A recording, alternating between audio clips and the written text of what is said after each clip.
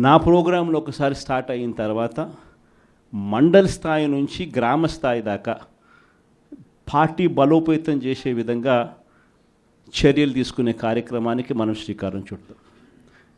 Village committees, booth committees, వీటిని సంబంధించి ఎలా వీటిని అన్నిటినీ కూడా బలోపేతం చేయాలి, వీటిని అన్నిటినీ ఆర్గనైజ్డ్ పద్ధతిలోకి ఎలా తీసుకుని రావాలి, సోషల్ మీడియా అన్నది ఒక బలమైన ఆయుధంగా కూడా మనం ఎలా ఉపయోగించుకోవాలి అన్నది కూడా చెప్పేటివన్నీ కూడా నేను ఎప్పుడైతే జిల్లాలకు వస్తానో అప్పుడు నా కార్యక్రమంలో ఇవన్నీ కూడా మీరు నేను అందరం కలిసికట్టుగా డిస్కస్ చేసి ఇవి గ్రామ స్థాయిలోకి పర్కులేట్ అయ్యేట్టుగా మీరు నేను అందరం కలిసి అడుగులు వేస్తాం.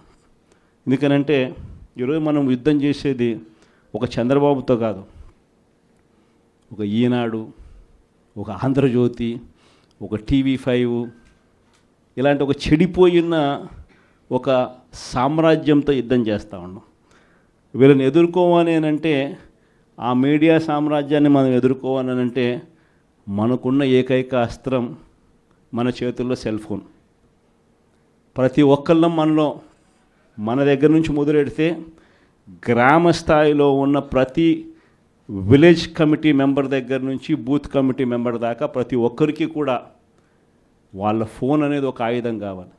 మీకు గుర్తుందో లేదో, పెన్షన్ మన హయాంలో ఎన్నికల నోటిఫికేషన్ ఇచ్చే టయానికల్లా మన హయాంలో పెన్షన్లు దాదాపుగా 66,34,742 ఉంటే ఎన్నికల నోటిఫికేషన్ వచ్చే టయానికి ఈరోజు చంద్రబాబు నాయుడు గారు వచ్చే టయానికల్లా డిసెంబర్ నాటికల్లా పెన్షన్లు చూస్తే 62,81,000 తగ్గిపోయినాయి.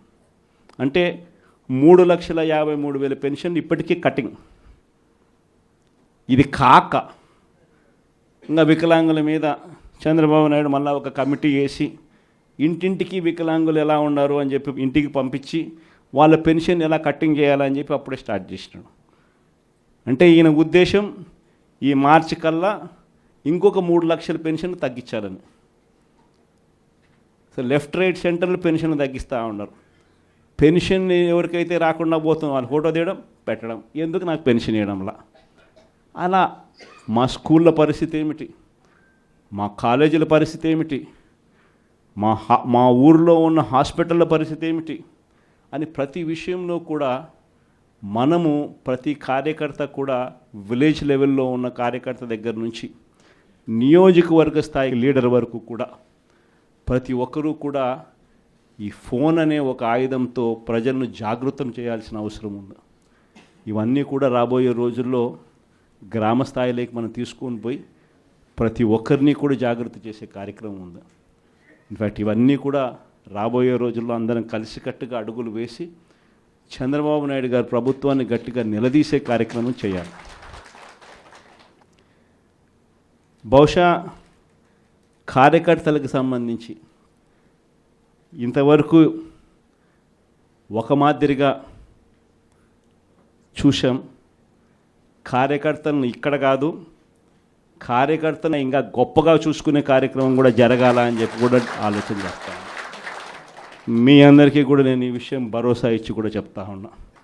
ఈసారి మాత్రం కార్యకర్త అనేవాడు వైఎస్ఆర్సీపీ జెండా మోసిన ప్రతి ఒక్కరికి చెప్తా ఉండా, ఈసారి జగన్ మీకు ఖచ్చితంగా భరోసా ఇస్తాడని చెప్పి మాత్రం హామీ ఇస్తాను. ఎందుకనంటే ఈ మాదిరిగా ఎప్పుడు కూడా పరిస్థితి ఎప్పుడు చూడలా, మొట్టమొదటిసారి చూస్తూ ఉన్నాం ఈ మాదిరిగా పరిస్థితి. వీళ్ళంతకు వీళ్ళే కొడతా ఉన్నారు, వీళ్ళంతకు వీళ్ళే దొంగ కేసులు పెడతా ఉన్నారు, వీళ్ళంతకు వీళ్ళే మ్యానుఫ్యాక్చర్ చేస్తూ ఉన్నారు కేసులు, వీళ్ళంతకు వీళ్ళే విట్నెస్లు మ్యానుఫ్యాక్చర్ చేస్తూ ఉన్నారు, వీళ్ళంతకు వీళ్ళే కేసులు పెడతా ఉన్నారు. ఒక మనిషిని ఏకంగా 10 చోట్లకు తిప్పుతూ ఉన్నారు. శ్రీకాకుళం నుంచి మొదలు పెడితే కర్నూలు దాకా ప్రతి జిల్లాలోనూ 4 రోజులు 3 రోజులు పెట్టుకుంటూ తిప్పుతూ పోతూ ఉన్నారు. ఇది నిజంగా మారాలా?